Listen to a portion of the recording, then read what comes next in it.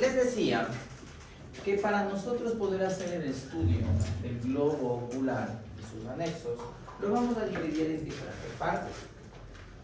El ojo, propiamente dicho, se ubica en dos porciones. Una porción anterior, todo lo que yo puedo ver a simple vista, y una porción posterior, lo que se encuentra dentro de la órbita. Todo lo que yo puedo ver es desde adelante hacia atrás. Vamos a dejarlo en globo ocular netamente. Luego vemos las estructuras que se encuentran ahí. Bien. El ojo, mirando hacia arriba, contiene la primera estructura transparente, que se llama córnea. Esta córnea está formada esencialmente de colágeno y tejido conectivo, en la cual nosotros sabemos que es una especie de domo, dejando por debajo de la córnea un espacio muerto. Ese espacio se llena de líquido, como ya les acabé de decir, que es el humor acuoso. Esta córnea no es esférica. Hablamos de esfera cuando es totalmente redonda. Esta córnea es asférica. Quiere decir que sus partes más externas contienen algún tipo de elongación. Por eso no es esférica, sino asférica. Se habla del ojo en una manera natural como una asfericidad. Eso se dice, que el ojo es una estructura directamente asférica, porque contiene zonas irregulares que ayudan a modular la cantidad de luz que ingresa dentro de nuestro ojo. La principal estructura es la córnea. La córnea tiene un grosor, un espesor aproximadamente que va desde los 500 a las 600 micrómetros. Eso quiere decir 0.5 a 0.6 milímetros. Cuando hablemos de estructuras dentro del ojo, la unidad que siempre vamos a utilizar va a ser las micras, ¿ok? Así que vámonos acostumbrando, porque las demás dimensiones suelen ser bastante específicas. Continúo. La córnea contiene por defecto 3 zonas. Si la miramos de frente solamente a la córnea, lo que vamos a encontrar es un círculo. Esta córnea la dividimos naturalmente en 3 zonas. La zona principal, también denominada zona central, que es la zona que corresponde a la pupila. La zona periférica es la zona adyacente a la central, y por último la zona limbar. Entonces, son 3. Desde afuera hacia adentro tenemos la zona limbar, la zona periférica y la zona central.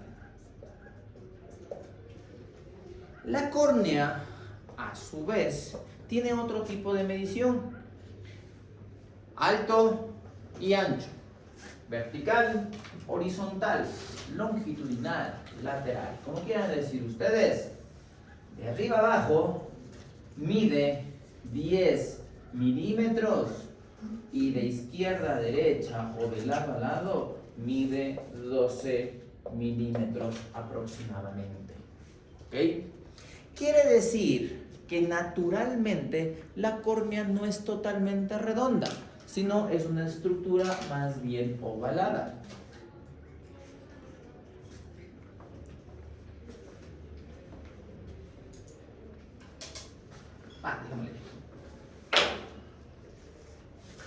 La córnea, a su vez, en su espesor, está constituida de 5 capas.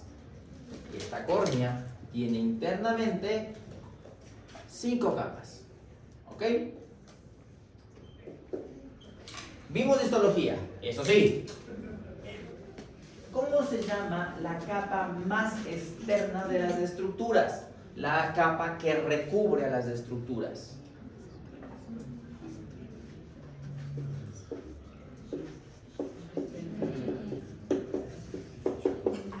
Todo tiene epitelio en nuestro cuerpo.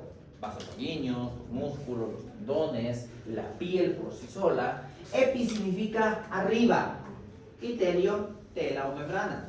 Entonces, tenemos por su defecto una parte superior en contacto con el medio ambiente que se llama epitelio. Obviamente, si es que existe un epitelio, también tiene que existir un endotelio.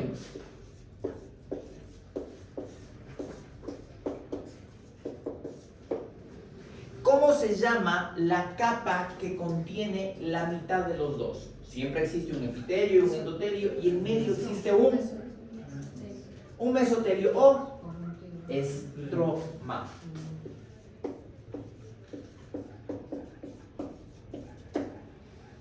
Tanto el epitelio como el endotelio contienen membranas basales. Eso sí lo sabemos. Si no, no se pueden fijar a nada. No tienen esa pega que los una a las demás estructuras, no se pueden fijar a nada. Estas membranas basales tienen nombres propios. La membrana basal del epitelio se llama membrana de Bowman. Y la membrana basal del endotelio se llama la membrana de Descemet.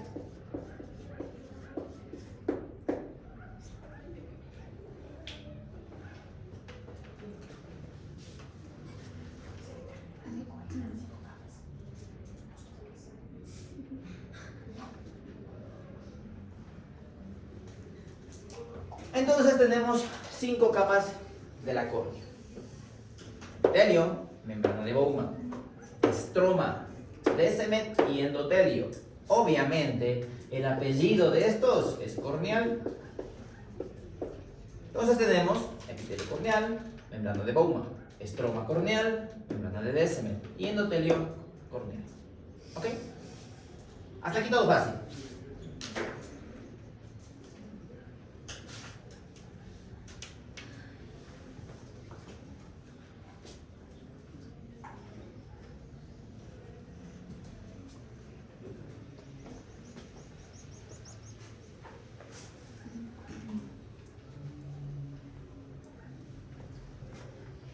El grosor de la córnea es algo que nos interesa personalmente a nosotros porque nos indica qué tan resistente puede llegar a ser esta córnea.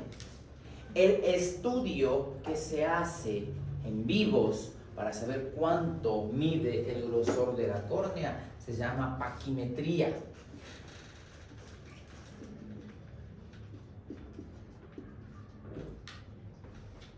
¿Ok? Entonces, ese valor yo lo puedo comprobar directamente con este estudio. Un aparatito que siempre tiene loco y nos da el valor aproximado. Cuando está muy grueso, puede deberse a procesos inflamatorios o procesos degenerativos. Es decir, la córnea se está llenando de algo que no es colágeno. Cuando está muy reducido, suelen ser procesos degenerativos. Es decir, la córnea se está rompiendo. Cada una de estas enfermedades tiene una peculiaridad especial que la veremos en patología. Así que el valor de la córnea es importantísimo. Pregunta de examen. La córnea se ubica o se ancla en la esclera directamente.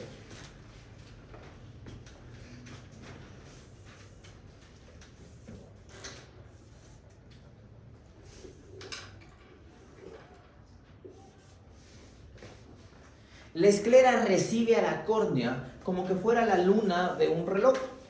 Se ancla directamente y ahí se mantiene fija. Tiene una peculiaridad muy especial la córnea. Una, es totalmente transparente. Y dos, es avascular. ¿Qué quiere decir la palabra avascular? Entonces, si no tiene vasos sanguíneos, ¿cómo se alimenta? En nuestro organismo tiene que existir vasos sanguíneos todo el tiempo para poder tener nutrición. Si no tiene vasos sanguíneos, ¿cómo se alimenta? Bien, del oxígeno del medio ambiente. Segundo, de la lágrima. Tercero, por la parte posterior recurre o está transcurriendo todo el tiempo un líquido que se llama ¿Cómo se llama ese líquido? Ya hablé, ya dije 3 veces. Se llama humor acuoso. Este humor acuoso contiene en su base principal glucosa, además de ácido hialurónico y solución salina, por decirlo así, porque es agua con electrolitos. Esos electrolitos principalmente son el sodio, el potasio, el magnesio, el calcio, todo lo que existe técnicamente en el suelo. ¿Ok? Así funciona la nutrición de la córnea. En la parte anterior absorbe oxígeno del medio ambiente y absorbe proteínas producidas por la lágrima. Entonces, si un paciente carece de lágrima, el ojo comienza a dañarse. Y lo vamos a ver también en patología. Les voy a explicar luego eso. Por debajo de la córnea, nosotros encontramos una particularidad muy específica, es eso, la ausencia de vasos sanguíneos. Si es que en la córnea se presentan vasos sanguíneos por cualquier índole, la córnea se vuelve blanca, se opacifica y el paciente pierde automáticamente la visión. ¿Ok? Vamos para la parte posterior. En la parte posterior les había dicho que se ubica la cámara anterior, que está llena de un líquido que se conoce como humor acuoso. Por debajo de la cámara anterior, el piso de la cámara anterior, es el iris. Técnicamente, si estuviésemos en esta habitación, lo que veríamos es todo esto. La córnea, que es un domo que se encuentra por nosotros, y el piso es el iris. En medio del piso hay un agujero. Ese agujero se llama pupila.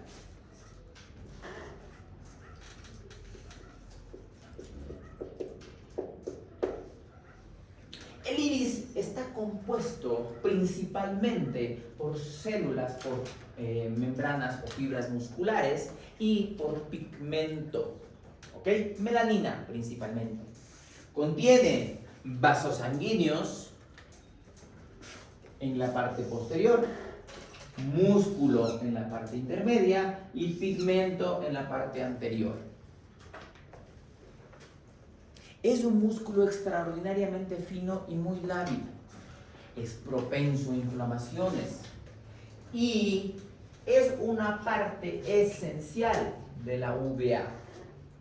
La uvea está conformada por 3 porciones. La primera porción de la uvea es el iris, que se encuentra en la parte anterior. Inmediatamente transcurre el iris para la parte posterior, forma unos repliegues.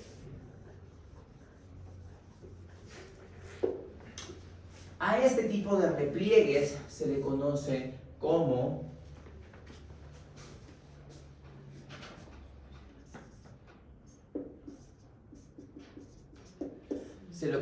el músculo ciliar.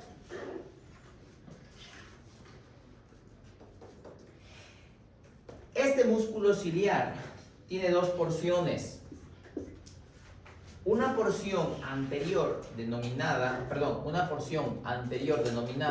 pars plicata y una porción posterior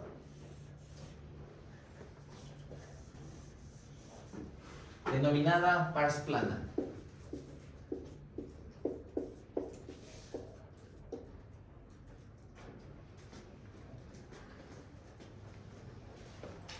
A continuación de la pars plana comienza una serie grande de vasos sanguíneos que se conoce como membrana coroidea.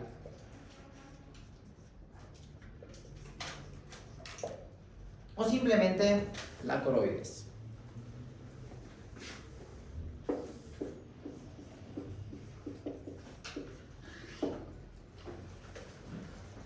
Y hasta ahí. La primera capa se llamaba esclera.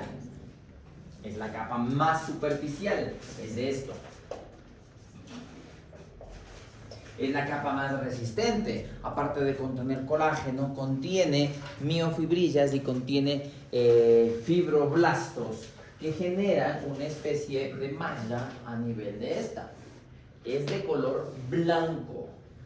Contiene una porción superior que se llama epiesclera y la porción propia que se llama esclera. Por debajo de la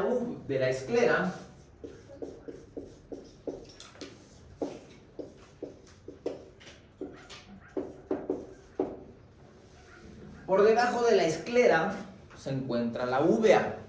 La úvea es una membrana compuesta esencialmente de melanocitos y vasos sanguíneos.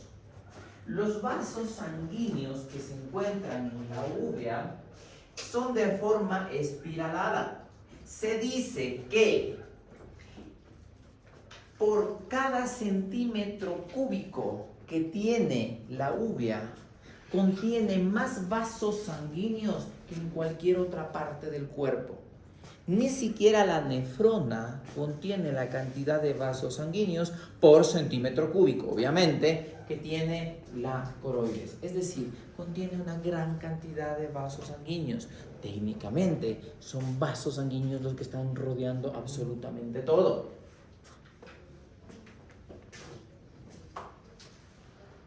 La úvea se divide a su vez en 3 porciones: iris, músculo ciliar o cuerpo ciliar o membrana ciliar, y la coroides. ¿Ok?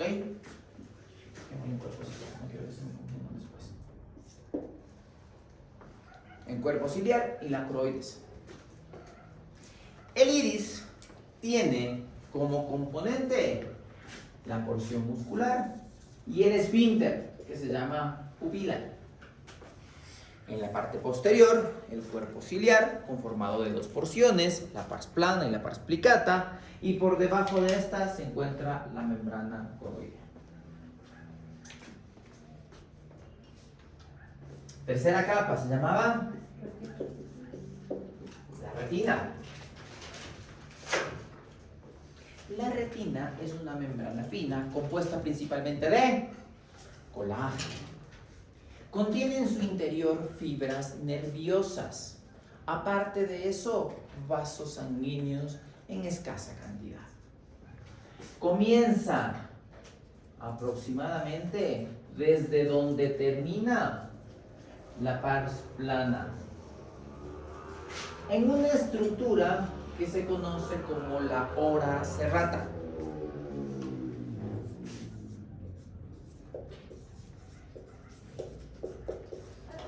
A partir de ahí, es como que fuese, si ya estamos en la parte inferior y esta es la habitación, este es el humor vítreo, como que fuese un papel tapiz. El resto está vacío, no tiene absolutamente nada más que el humor vítreo. A partir de esto, transcurre esta membrana. Esta membrana se llama retina.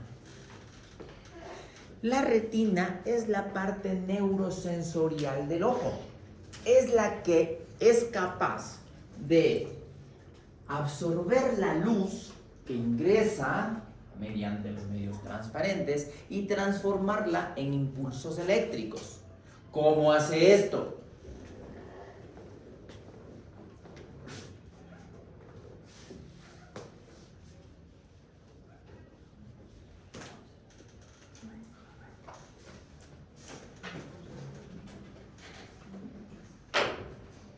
La retina tiene como peculiaridad que está conformada de diferentes tipos de células, pero la unidad principal de estas células se las conoce como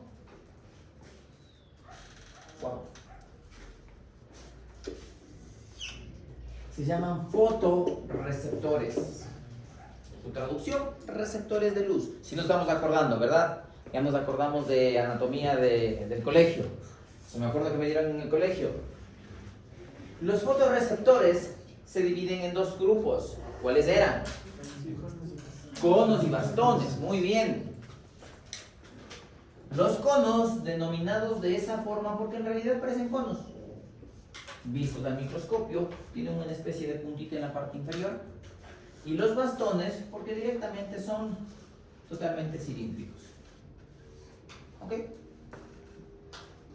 Existe aproximadamente 20 millones de bastones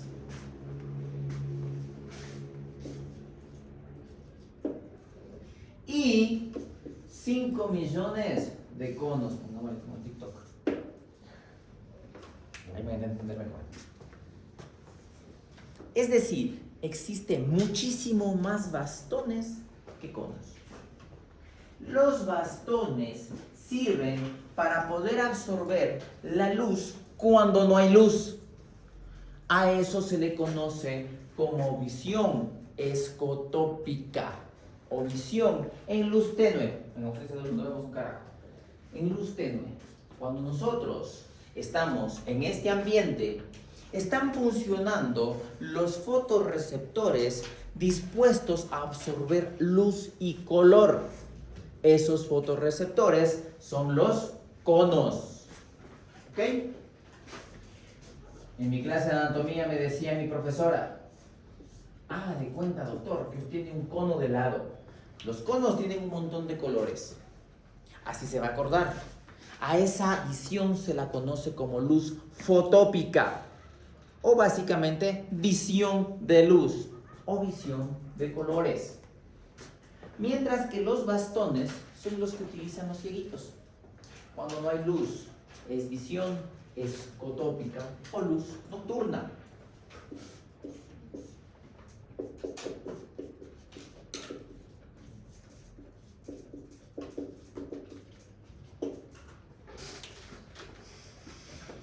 El cambio que tienen estos tipos de fotorreceptores es aproximadamente de 20 segundos. No entiendo. Es esto. 1, 2, 3, 4. Me iban a contar hasta el 20. Me cansé. Apaguen todas las luces. Ya.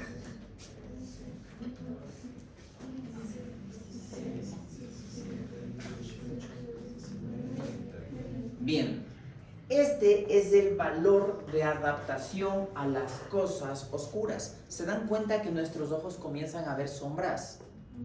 ¿Comienzan a identificar a las personas? ¿Todavía no?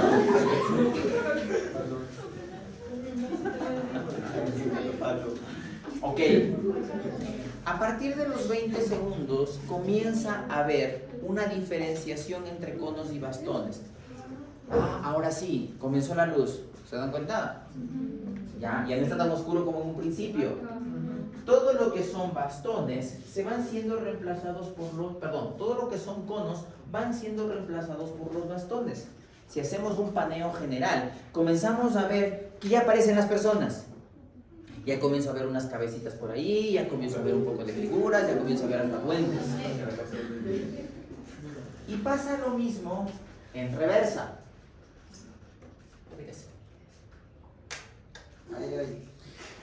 Ahora están funcionando los bastones a toda su capacidad porque ya hay luz y tienen que ser recambiados inmediatamente por los conos.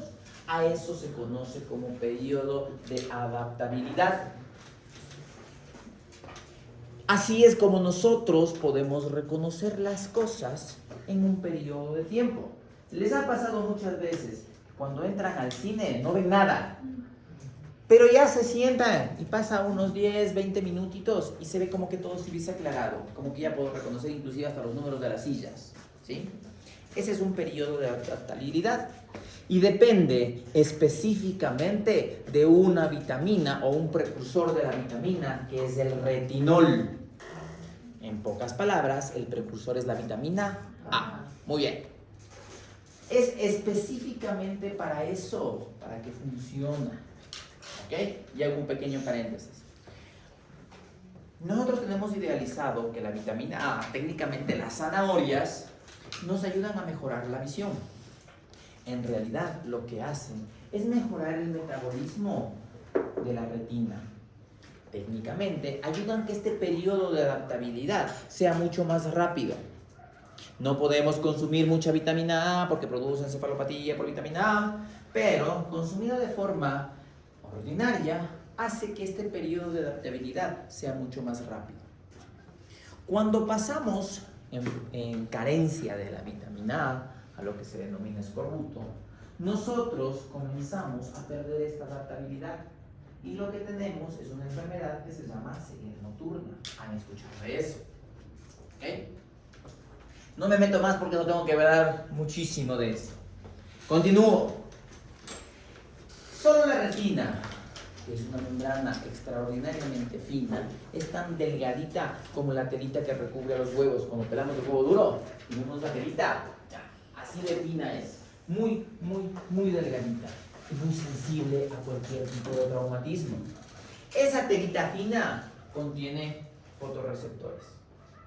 Además de los fotorreceptores, contiene unas células especializadas que se conocen como la primera motoneurona del sistema visual. En realidad, son células neuronales. Técnicamente, son neuronas dentro del ojo. Esas neuronas que se encuentran fuera del cerebro se les conoce como células ganglionares. Estas células ganglionares están compuestas de la misma forma que se encuentran compuestos una neurona. ¿Cuáles son las dos partes esenciales de una neurona? El axón y las dendritas. Muy bien.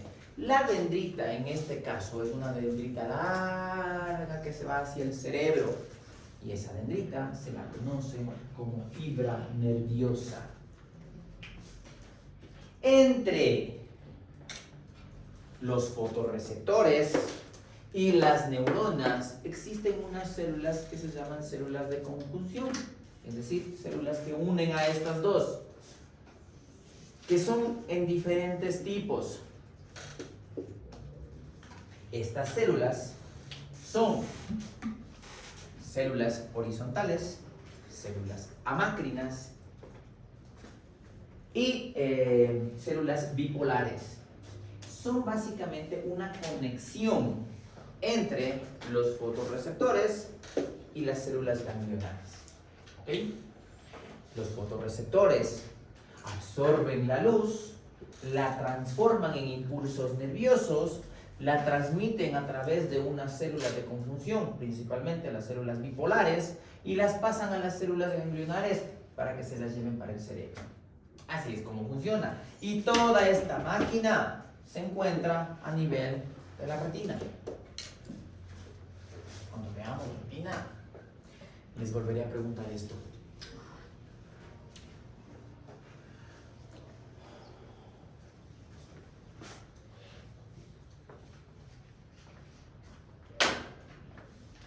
Por detrás del iris, habíamos dicho que se encuentra la segunda lente natural. ¿Cuál era esa lente?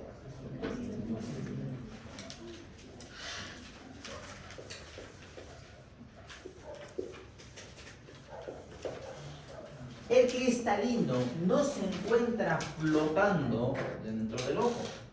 Se encuentra suspendido mediante unas fibras que se llaman fibras zonulares o fibras de la zónula. Estas fibras zonulares o fibras de la zónula vienen de la porción plicata del cuerpo ciliar.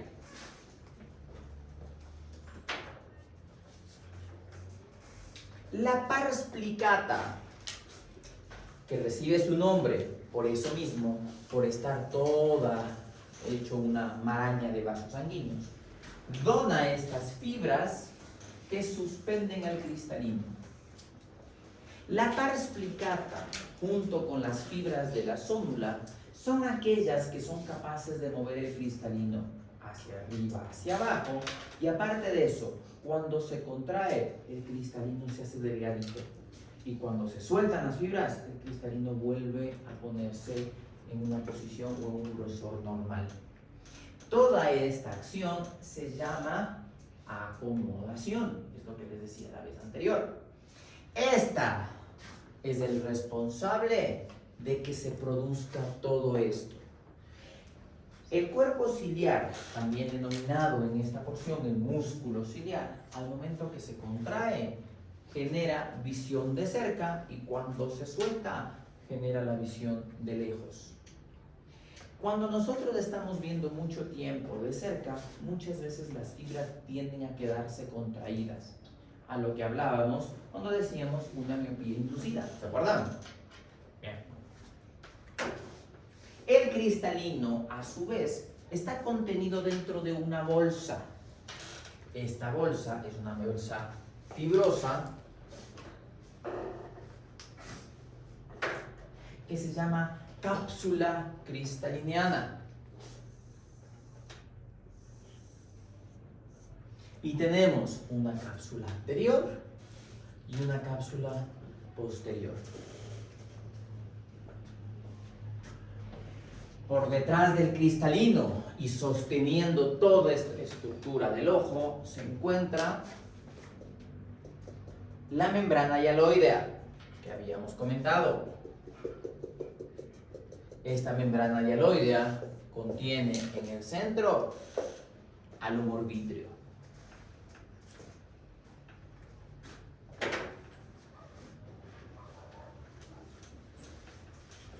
Hasta ahí, preguntas.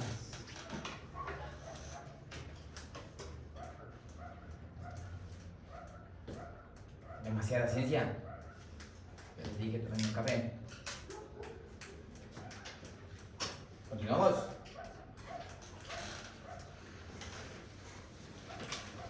Vamos a enfocarnos ahora solamente en la porción anterior.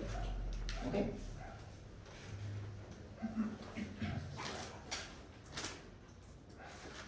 Vamos a quedarnos exclusivamente con el cristalino, la córnea, el iris. Les había comentado que estas estructuras forman cámaras. La primera es la cámara anterior y detrás del iris, entre el cristalino y el iris, se encuentra la cámara posterior. Las dos cámaras están bañadas por el humor acuoso. Ya dicho, humor acuoso es un líquido técnicamente, solución fisiológica o solución salina, porque contiene electrolitos básicos: sodio, potasio, magnesio, calcio. Además contiene glucosa y ácido hialurónico. Son las principales fuentes de proteína de la córnea. Pregunta de examen. Este humor acuoso es un líquido que está fluyendo normalmente por el ojo todo el tiempo. Se produce a nivel de la pars plicata del cuerpo ciliar. Recuerden, la pars plicata no es que solamente está a los costados, sino está rodeando todo el globo ocular. ¿Ok? Esto va a generar líquido que va a subir a través de este agujero que se llama pupila. Ese líquido va a ascender hasta la parte más superior y va a comenzar a descender hasta llegar a esta porción. Esa porción se la conoce como el ángulo írido corneal, es decir, es el ángulo que forma el iris y la córnea. Técnicamente, si es que cortamos eso, lo que vamos a encontrar es básicamente esto. Esta porción de aquí es el ángulo iridocorneal. Anatómicamente, el ángulo iridocorneal es una estructura extraordinariamente importante porque a través de él se va a filtrar el humor acuoso, es decir, se produce en la pars plicata, sube a la cámara anterior y se difunde a través del ángulo iridocorneal. El ángulo iridocorneal contiene diferentes estructuras. La más importante de todas esas estructuras es una especie de malla que contiene un montón de agujeritos. Obviamente se encuentra a través de todo el ojo. Espacialmente, si nosotros estamos ubicados en la cámara anterior, la pared y el techo y la pared de allá y toda esta bóveda es la córnea y lo que estamos parados es el iris. Cuando vemos acá esta barrita negra que se encuentra alrededor de toda esta aula, esa barrita negra correspondería al ángulo iridocorneal y esta porcioncita a la malla trabecular, así se llama. Esta malla trabecular técnicamente es una especie de entrecruzamiento de fibras que permite que el agua se difunda por ahí. Una vez que el agua alcanza la malla trabecular, se va hacia la parte posterior hasta un canal que se conoce como el canal de Schlemm.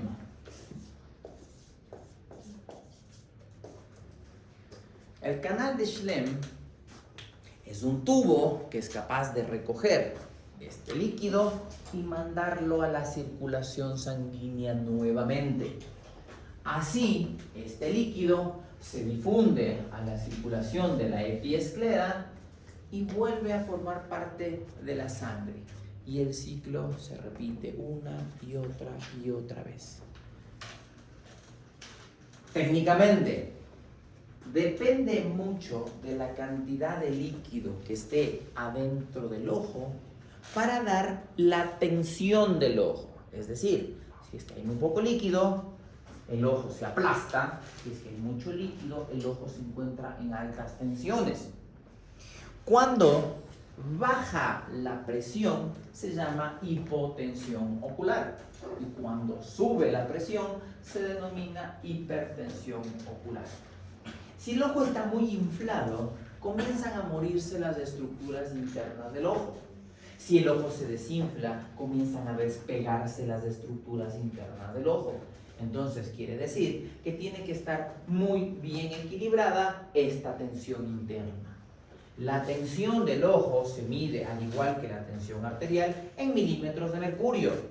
Y tiene que ser de 10 a 20 milímetros de mercurio. Cuando veamos el examen físico, les enseñaré cómo se toma la presión de los ojos. ¿Ok?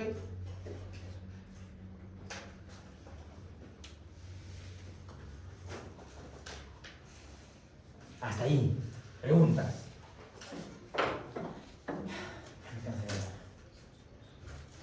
No me cansa escuchar. 7 de la noche, falta de una hora enterita, 8:30, ¿no? Buenas noches.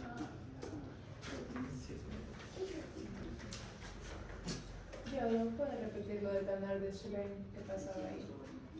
Es la parte posterior de la malla trabecular. Volvemos a lo mismo. Cuando nosotros hablamos del ojo, son estructuras que muchas veces es muy difícil de identificar, por eso trato de mantenerles siempre en el presente. Y les digo, básicamente es como esa canaleta que ustedes ven negra. Atrás de esta canaleta, haz de cuenta que pusieron un tubo. ¿Okay? Ese tubo es el canal de Schlemm. Esta canaleta se encarga de recoger el agua y el canal de Schlemm es el tubo donde cae esa agua. Tiene que ir a algún lado. Circula el agua todo el tiempo a través del ojo. Esa circulación se difunde hacia los vasos sanguíneos y vuelve a la circulación general. Es agua. ¿Sí? Sabemos que es agua, es técnicamente suero. Tiene que volver a la circulación de la sangre. Bueno, y luego les haré el resto. Muy confuso. ¿Ven? Sí. No, tal vez. Todas estas estructuras son fácilmente reconocibles en la anatomía normal. Entonces todo lo que veamos en la anatomía lo vamos a ver ahí. El link, que imagino que ya les pasó el doctor, va a utilizarse como base para realizar el trabajo para el laboratorio. El día que vamos a entrar al laboratorio, les voy a pedir por favor el ojo, solamente el ojo dibujado. ¿Está bien? Con todas las estructuras que acabo de mencionar. Si les falta alguna, simplemente vamos a la aplicación, vamos a esa página y vemos qué estructuras son las que van a transcurrir por ahí. ¿Hay más estructuras? Claro que sí, pero no les pienso dar un montón de nombres que que en realidad no sirve para dar, para hacer síntesis de nada. ¿Listo? Entonces, terminamos cámara anterior, cámara posterior. ¿Sí?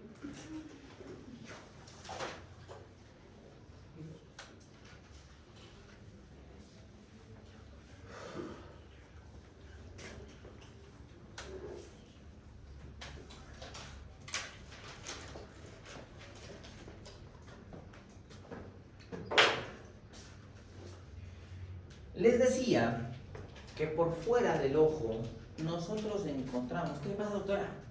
Fíjate. Nosotros decíamos que por fuera del ojo se encuentra una capa que se llama la capa de Tenon. Básicamente es nuestro ojo, la parte anterior y la córnea. La membrana o capa de Tenon nace en el limbo corneal, que ya habíamos acordado que es toda esta estructura de aquí, que es el límite entre la esclera y la córnea, y se va hacia la parte posterior al nervio óptico. Pero antes que la Tenon son los músculos extraoculares. Se llaman músculos extraoculares porque se encuentran afuera del ojo. Estos músculos, les había dicho, que son en un total de 6 músculos, 4 principales, 2 accesorios. Los principales son los músculos rectos. Para yo poder dar direccionalidad a esto, tengo que graficar una línea en medio del ojo. A esta línea que corta el ojo en una sección anterior y posterior se la conoce como línea ecuatorial o directamente ecuador.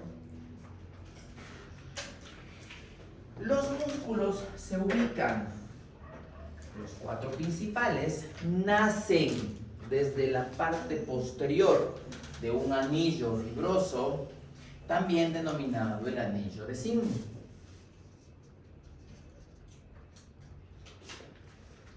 Todo se encuentra en la aplicación. ¿Ok?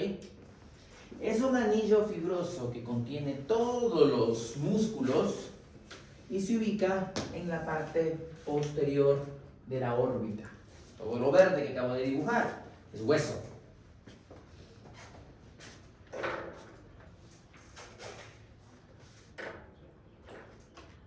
De ahí en adelante nacen músculos que se conocen como músculos rectos. Recto superior, recto inferior, recto lateral y recto medial.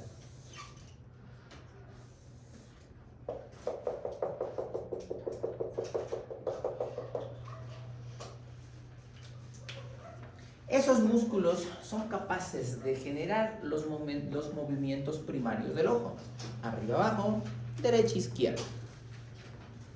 Además, 2 músculos accesorios. El primero se llama también